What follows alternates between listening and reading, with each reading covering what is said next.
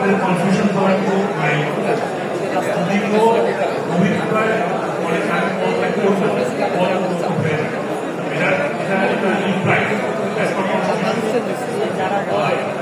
দ্বিতীয়ত হলো আপনার যারা মানুষগুলো বলছেন বই আছে এইটা হলো 2023 সাল এটা লেটেস্ট এইটা অনুযায়ী আমাদেরকে আছে সেটা হলো আপনারা কিন্তু সম্ভব যে যখন প্রধান উপদেষ্টার দায়িত্ব গ্রহণ করলেন আপনারা একটু করে কথা শুনে থাকেন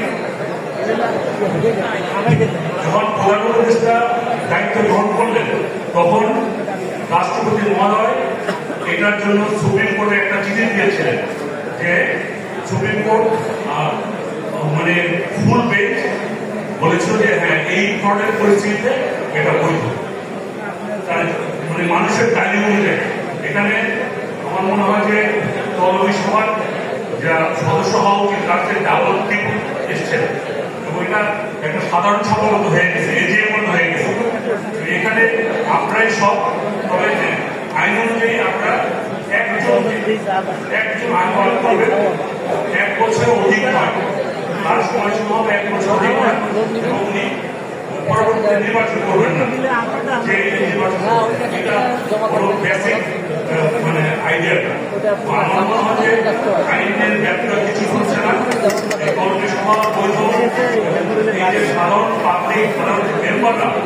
মেম্বারই বাংলাদেশ কংগ্রেস সমিতির মূল শক্তি মেম্বাররা যদি চান যে আমরা একজন আহ্বায়ক যদি মনে করেন তার কাজের সুবিধার কারণটা লোক নিবেন এখান থেকে আপনারা একজনকে সিলেক্ট করে দেন যিনি এই সমিতিটাকে সুন্দরভাবে করতে পারেন সমিতি সম্পর্কে যেহেতু আমার বাসা রামপুরের 4 নম্বরে আমি অনেকবারই আগে বলেছি যে আপনার নিচের তারা ইনোভেশন সেন্টারটা আছে এটা অসংখ্যভাবে খারাপ অবস্থা আছে এখানে অনেক টাকা ইনকাম করা যায় আমি একটু বাড়াতে পারি যাই হোক আমরা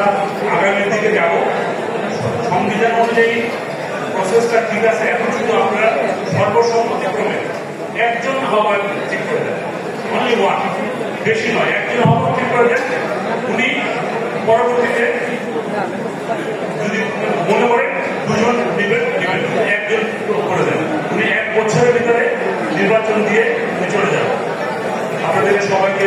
ধন্যবাদ আমার কথা শোনার জন্য